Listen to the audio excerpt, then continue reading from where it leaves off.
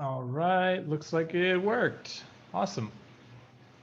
All right, welcome to today's daily Q&A. If you have a question, go ahead and throw it into the Facebook comments, or if you're here in Zoom, go ahead and throw it into the chat, and we can get started. Rachel, hi, Chase, does Go High Level integrate with Integromat? Yes, it does. Well, basically anything with an API or webhooks integrates with Integromat from what I understand. But I know that somebody in the community actually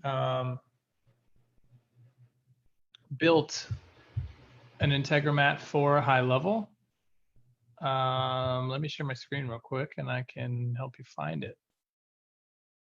So if you go into Facebook and you go to the group and you type Integromat,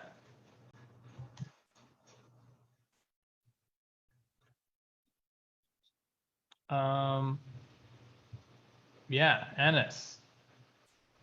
Integromat for high-level users. So if you click on the timestamp, boom, here's where you can get it. So yeah, check out the comments. But yeah, it looks like somebody's already done a lot of the legwork. So if you want, no, I can't grab the URL. But yeah, just go into the group and search it. You'll see it. You are welcome. All right, who's got our next question? Let me just document that question real quick. Here we go.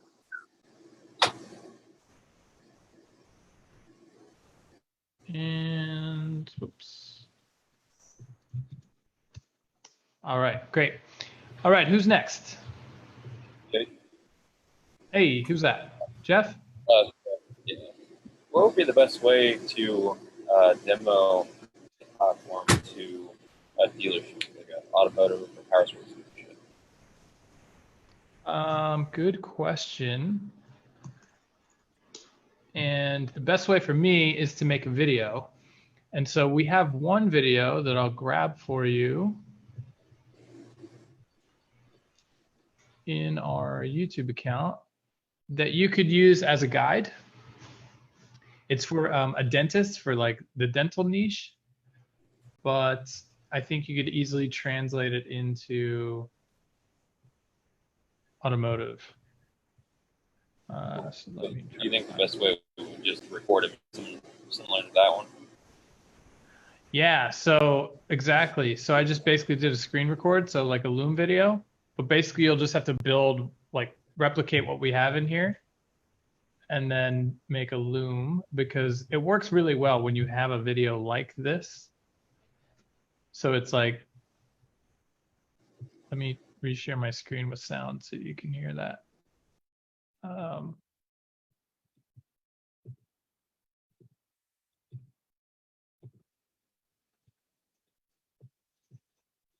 Hi there. Let's walk through a quick demo of a campaign that we just set up using our system. The campaign will kick off with a Facebook and Instagram ad. So you get the idea. It's like, all right, campaign starts with an ad. It goes to a landing page. Here's where somebody claims the offer. Now they get redirected to a booking form. Let's look at what's happening on the back end. They're an opportunity, and now, oh, look, there's a text message I got, and now they're going to book, and there's the conversation, and now they've moved in the pipeline, etc. So I think it'll give you a good idea of what you want to build for your specific niche, and it should become a good sales tool. All right, cool. Yeah, check that out. Can you maybe paste that link into the chat? Yeah, just threw it into the chat. Oh, yeah, I'll see you now. Cool, thanks, man. All right. Let's see. What do we have next here? My website is in Divi WordPress. Will I be able to utilize all the functionality of Go High Level with the WordPress website versus the Go High Level builder? Yeah, I mean, I think they can play together very well. So basically, if I were you, I would just replace the forms on my Divi website with High Level forms. Booking widget you can embed on High Level or on a WordPress page.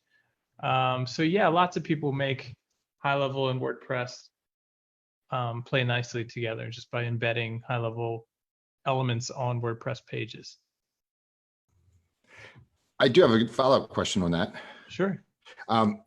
My website builder is a WordPress guy, specifically Divi and maybe one or two other themes. Is it going to be much of a challenge for him to go high level? Because what I want to do is I want to build several, like 3 template websites in Go High Level.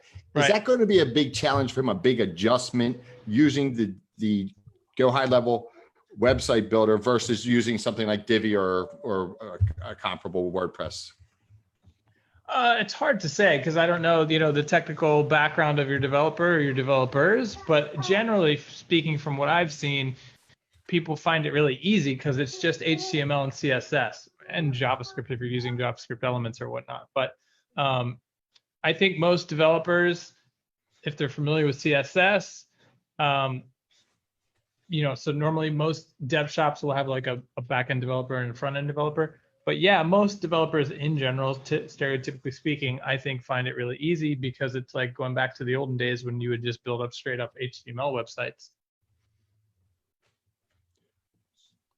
So yeah, I think they should be able to figure it out really quickly. Good, thank you. Sure. But yeah, I like the idea of building templated sites specific to your niche, have a couple of options. It's a great way to offer like, hey, we've got these really affordable templated sites, or you can go with our fully custom package. You know what I mean?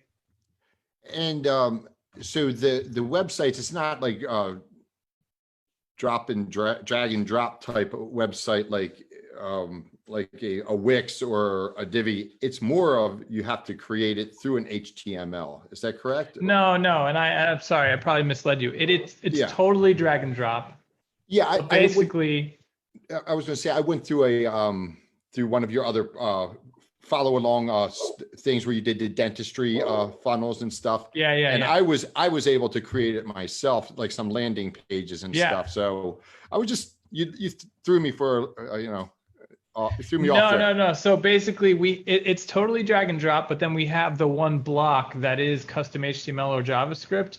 So basically, when people are like, oh, well, there's no slider element. It's like, well, yeah, but just use the HTML JavaScript block and you can build a slider element if you know how to code. And so that's what I meant. Like it's super easy. And then beyond the basics, your like accordions, all that kind of stuff, you can definitely make happen. Your developers should definitely be able to make that happen. With Divi, you have like the website, you have the Divi program, and then you have all the plugins. Yeah, exactly. So you don't have plugins here. Instead, you would use the HTML or CSS. Yeah, because what you'll find if you go to like a plugin marketplace, like a Theme Forest or like a Code Canyon, I would say, and you search for like some sort of plugin, like let's say it's like a Facebook events plugin or something, you'll usually see it available as like the WordPress version, the whatever version, and then the HTML version. And so most of those plugins, you can grab the HTML version and use it in a high-level site. Got it. Understood. All right. Well, thank you. Sure. That's very, very helpful. Thanks for stopping by. All right. So who's next? All right. Looks like we have a question in Facebook. Brandon, I'm having trouble setting up Mailgun and Twilio on HighLevel. I really need help. Brandon, I would highly suggest buying a white glove setup. Go highlevel.com/one-on-one. I'll grab you the URL. It's $97 and your troubles will be over.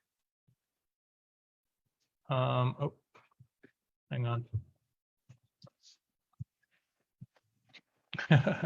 Okay, well, when I finish this call, I'll get your game for you. Can I just get it right now? Well, bring the iPad over here. Yeah. Sorry. These guys are on a pick up dog poop for apps exchange program that we've initiated. No, I'm on a call. Talk to you in a little bit. I bet. All right, so let's see. What else do we have here? Let me go back to the video. How do I get back to comments here? All right, I don't see any new comments in Zoom. Do we have any new comments in Facebook? Let's see.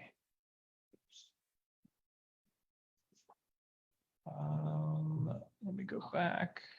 Okay, no. All right, so who's got the next comment? I have another question.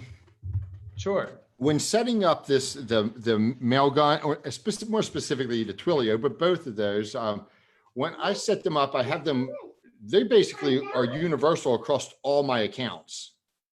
Is that correct? So if I set it up, go ahead. I'm sorry. Yeah, that's the idea. So like, if I share my screen here.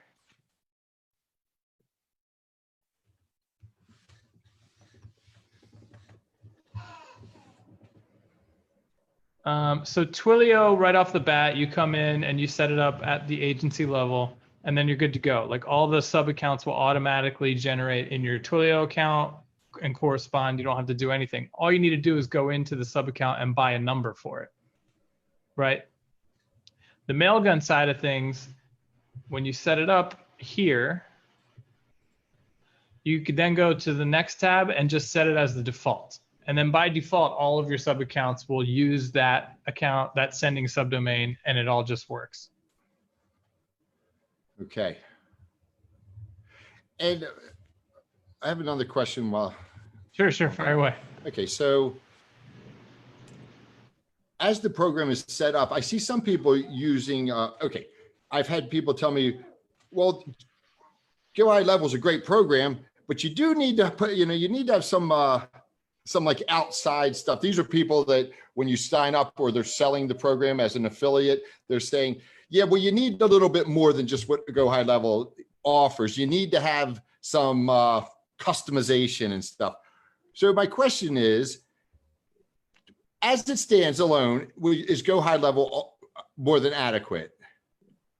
Or does it really need to have these, somebody coming in and giving it the, kind of like extra touch? Well, here are my thoughts on that. You do need an SMTP provider and Twilio, right? So that's a common complaint is like, oh, why do I have to pay for these other things in order to use High Level? Yes, and the answer to that is you should be thrilled, because the other applications that you're used to using, MailChimp, ActiveCampaign, whatever text message application, text line, they're all using Twilio, Mailgun, or something similar, but they're marking it up to you, right? And so our point of view is, whoa, let's pull back the curtain here, because we sell to marketers, not end businesses. Let's pull back the curtain, show you guys the backbone providers. You go get accounts with them, plug them into High Level. You pay the real pricing, right? Like half a cent per text or whatever. And you could either choose to mark that up or not to your customers. And so, when we hear people that are like, oh, why would that's crazy that you're telling me I have to go pay for something else. It's like, well, let's talk about why, because it's actually in your best interest. And, the community as a whole loves the fact that you get to choose your SMTP provider. And soon we'll have an alternative to Twilio that you could choose as well. So that's that on that side of things. Now, the other side, I think what they're getting at is like, look, High Level, we like to think of it as like your marketing OS, but you need to build on top of that, meaning you need to build your campaigns inside of High Level. You need to build the triggers. You need to build all those things. And that's where the magic really comes in, right? Like, sometimes people are like, I'm so excited I found High Level, but I'm just so worried that my competitors are going to find it too. And it's like, don't worry about that, because the platform is like the OS. It's what you do with it, right? It's the content that you put into your campaigns that makes the difference. It's the creativity that you use when building your flows that is what makes the difference. So yes, right out of the box, nothing happens, right? Like if you don't build triggers, nothing's going to happen. And if you install a snapshot, but you don't activate the triggers, nothing's going to happen. So yeah, there's work that needs to be done inside of each sub account. So maybe that's what they were saying. Yeah, and I think maybe it's people wanting to sell their services are saying that it's not just the Mailgun, it's not and the Twilio, which I get those, and I also get the triggers and the funnels and the landing pages. but they give you the impression that it needs a little bit more external attention as well. Like, you know, so, but Well, I mean, it probably is just a sales thing, right? They're just selling their services. I mean, to be honest, I'd bet $10 that they'll be a high-level customer within the next year, because basically, well, they are people that have high level and they're okay. selling it. They're like high level partners that are selling their services to. Okay. So I sign up through a high level affiliate, one of your partners, and they're saying, yeah, you know, this is good, but you really need to jack this up a little bit with our special program. You know what I mean? So. Yeah, and that could be true. Look, if that person has been in a specific niche for 15 years and their snapshots are full of content that they've proven that converts, then yeah, they're right. You probably should pay for them, pay for the shortcut of getting access to their content if you're in the same industry. You know what I mean? So in that sense, totally. And like we talked about building websites in high level. It's so easy for you or me to go in there and drag and drop some stuff that looks pretty good. But hey, if you're a CSS ninja, you could take that to a whole nother level. You know what I mean? And so I could definitely see there's probably some merit in what they're saying for sure. And Chase, while I'm at it, is it okay that my web developer or the guy who's going to run this Go High Level attend the same call at some point with you? For sure, yeah. Okay, all right, thank you. Yeah, of course. All right, Rachel, outside of the premium support, is there an option to book a session or two with a specialist to do the integration for me and show me how to do it? You could go, probably not, Rachel. To be honest, what I would do is post in the Facebook community that you're looking for an Integromat specialist to help you put one together. Because I don't know that, I'm sure our agency Jumpstart could figure it out for you, but that's not something that we like advertise that's included in that package. I would just go back to the community, maybe even comment on that post that I showed you, because I'm sure somebody in there would be willing to do it for you. Okay, got it. Thanks. Sure.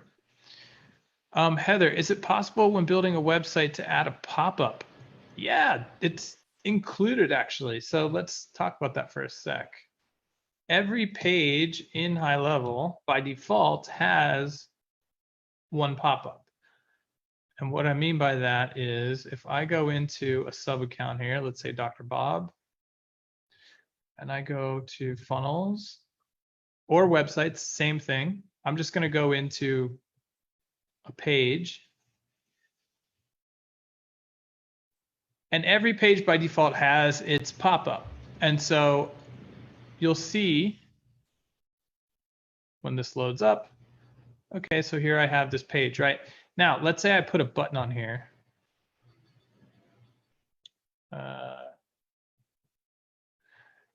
If I click it, we can see my button actions. By default, it's open the pop-up.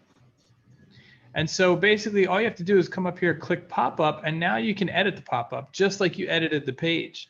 So I can add a column, a heading, maybe I add a form in here or a survey. Okay, and now in the pop-up settings, I have, you know, stylistic control over here. I can disable it, I can control the width, and I can turn on whether it's an exit pop, which is cool. So let's leave the exit pop-up on, save this. Let's preview the page. And now, okay, if I click this, the pop-up opens, right? But also when I go to leave the page, boom, exit pop-up. So that's all built in. You just basically have to edit it. Just click the pop-up button up at the top there.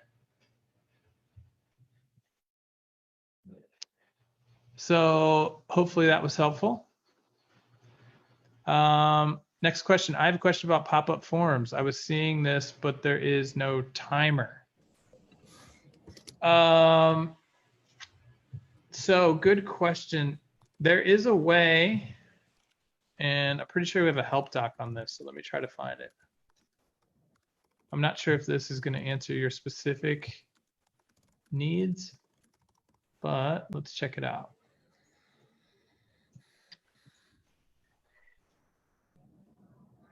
How to delay the appearance of elements. Okay, so check this out. I think basically in CSS, you might be able to accomplish what you're trying to do if it's delay something from popping up or appearing. But if you're talking about like a specific countdown timer or something like that, it might be something to put on the ideas board so that we can make that happen.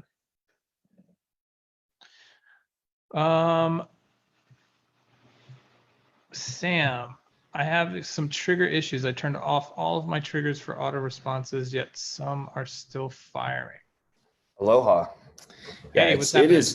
is so weird. So I'm essentially creating a mini chat bot with my clients so that my clients barely have to do any chatting. But as you know, whenever you have like 40 triggers for auto responses, sometimes you get wires crossed. Sure. So I started having to where whenever someone responded positively, I would have the great message sent twice. And now I'm having anytime someone says can't, it adds them to the sequence where they can't come to their appointment. So I went in and I did what you'd think. I tested all the things out. I've been trying to figure this out for a week. And I turned off, I just like, you know what? I just turned off all my triggers. And then I texted my thing back and it still went off. And I'm like, okay, they're like phantom triggers. Like what's happening here? So I don't really know what's going on, but yeah, it's a little bit interesting. Yeah, I'm trying to think if. So could that user that you're testing with just still be in a campaign that's sending them things on a campaign schedule, not because you fired a trigger? It's going off of, so the way I'm testing it here, can I pull it up on and share my screen real quick to show you? Sure. Okay. Okay. So if we go over here, test is myself. So essentially what's happening here is I have this campaign that goes off okay, I went in, I turned off all my triggers and I can go in and show you just in case you want to double check me and then just make sure I'm not crazy. But I turned all my triggers to draft. So none should fire. Okay. And boom. Did you have a folder at the top? Yes, I did. And they're all in that folder. Okay. All are in that folder. Okay. So if you look at this, I've got like one that says, if they reply can't come, then add this tag, right? Can't come. Then I have another trigger that says, if add this tag, add them to this campaign. Now, if I go to conversations and I send a message can't to this, watch what happens right here. See, it adds this tag can't come. Okay, so go to this user. Okay. In contacts. Okay.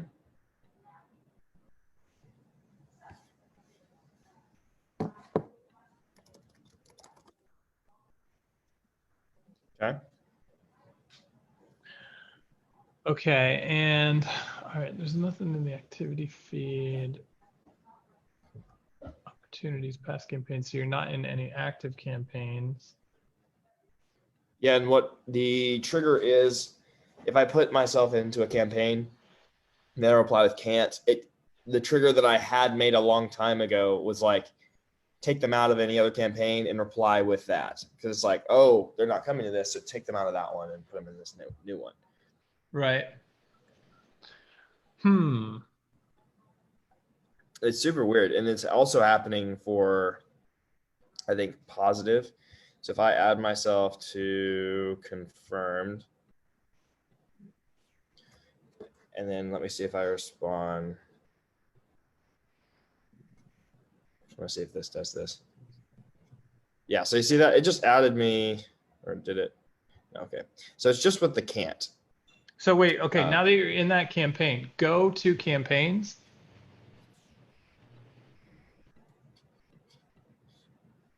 Okay. And next to that campaign, click that number. Confirm positive. Oh, wait, not confirm positive. 1 sec. We're going to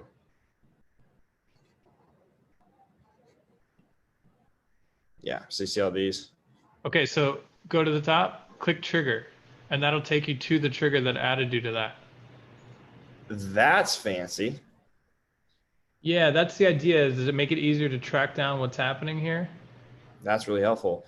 And so this thing is in draft. Yeah, okay. So can you make a Loom video of that and then open up a ticket? Yeah. So, well, actually, this is the draft that's contact tag. So it's not this tag that's actually adding them. It's like a two-way tag. Like somebody's tagging. Well, whatever the scenario, it looks like there's clearly a bug because all of your triggers are in draft, but something just happened. So definitely make a Loom and open up a ticket so that our team can track it down for you. Okay, cool. We'll do. Thank you. Sure.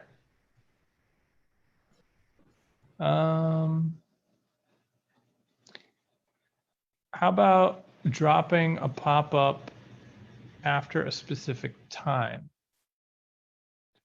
Yeah, I don't think you can do that yet. Maybe you could do that with CSS. I'm not sure, but I like the idea. I would check the ideas board. If it's not on there, let's make sure it gets put on there, because that's a pretty common use case, I think. Let me document that one real quick. David, in bulk requests, is there no way to have the bulk request sent out to a smart list rather than a tag? Not yet, but right around the corner, David, in smart list, you're going to see a new button at the top that's going to be able to, so you filter a smart list, select them, and you can either send them an email, send them an SMS, push them into a campaign. So that's all right around the corner. Like in the next 2 or 3 weeks, I think those new bulk actions will be listed as options across the top of smart lists. Ty, just digging into attribution. Does it all happen automatically? Yeah, as long as you have the parameters set in your ad campaigns. And we've got help docs on that. So just go to help.gohighlevel.com and you can search attribution. Yep. Hey, Chase. Yep. Can you hear me? Yeah. Yeah. So I actually watched all the videos on attribution and super straightforward. I just wanted to make sure, like, and I looked at the parameter, the UTM, all that stuff, but that is only referring to like Facebook ads. Like everything else, it just happens, right? Well, you can do the same for Google AdWords, but yeah, right. Once you have the, I'm just talking about it. Yeah. Like the only ad example I'm talking about is Facebook, but everything else, like it just happens with the forms and surveys and all that, right? Magically. Yep. Okay. So there's one part on the video that wasn't super clear. Robin was making the video and he was showing like a Facebook ad example. And he goes, you want to leave the link blank. But I think he meant like you actually put the link in for the ad, but there's a field under there for UTM parameter. I think that's what he's talking about. Leave that blank and then go down to the bottom, and set up the parameters on the bottom field. Do you know what I'm talking about? I don't, but okay. You could shoot Robin an email and ask him. Yeah, maybe I'll do that. You know what I'm talking about, like on the third page at the ad level when you're putting in the creative and the image and the link. I think you just put in like the plain link, so www.gohighlevel.com. Then there's a field right under that where you can do some UTM. I think what he's trying to say is leave that alone. And at the very bottom, there's some other like where you grab in like the custom fields and stuff. I think you're correct. Yeah. Okay. But yeah, you could always shoot Robin an email or hop on the Wednesday Q&A. He'll be on that and you can confirm. Good deal. Thank you. Sure. All right. No new questions over in Facebook. Anybody else over here in Zoom have a question? Chase, I have one more if it's okay. Sure. You were doing a Zoom earlier that I hopped on real quick. I didn't have time to stay, but you were talking about bots. Were you just talking about like auto responses? You weren't talking about like Messenger bots per se. It was just like auto responses and whatnot, and putting people on auto campaigns. Yeah, and I mean, the channel, you could do it in SMS, you could do it in Messenger. It was basically the bot that we built today looks for questions around pricing, location, and insurance. So when you get put into a nurture campaign, it's like, hey, Chase, thanks for claiming our offer. Next step is to book. Or did you have any questions about pricing, location, or insurance? And so if you mention those words, it will kick you into a campaign that sends back like, Gotcha. Yeah, we're located here. Here's our link in Google Maps. And again, here's the link to book when you're ready. So it looks for that trigger word, and then it fires the response based off that. Mm-hmm. Okay. Yeah. Yeah, it's pretty cool. It's pretty easy to do. Yeah, the recording to that will go into the weekly roundup, so you'll get it this weekend. Perfect. Okay, that was my question. Cool, yeah. I'm unable to send invitation to my teammate. Can you have a look? What are we talking about here? The Zoom invitation or what? I'm talking about team management in my account. Okay. So I have added my teammate. I have put her email. I have assigned her role, but she didn't receive any email. So I talked with the support. They said you have to create a trigger, but I was not able to any option that how I will be doing this trigger, that if this I do, then this happens. I was not able to find because. Yeah, I don't think that we have one. I think that's bad advice. I think you have to basically manually send them their information. So I put her information manually, but she didn't receive an email. Is there anything extra I have to do? That's what I mean. You would need to manually email her and be like, hey, here's your user information. It's your email and this password. So then how I will create that? Well, when you create the user, you put in their email, right? And then you have to give them a password. There's a password field that you have to fill out. Okay, I didn't see that. Okay, I will check it out. Yeah, so whatever you put into that field, you would just send them with and say, hey, you log in here with your email and this password. Also, I'm just new here. This is my first call. When I was in the setup call, I have given an ad information for Facebook ad, and that ad is not what I want to have it there. So now the Facebook page that has been chosen, that is right, but the ad account I want to change, and I'm not seeing that option that how I can connect the different Facebook ad account with that, and I can remove the previous one. Where it says connected, just click that. It'll disconnect it, and then you can do it again and choose the other one. Okay, touching hitting the connecting, it will be disconnected. Yeah. Okay, let me see. While we are in the call, I will do that. Thank you. Sure. And welcome. All right, no new questions in Facebook. Any other questions here in Zoom?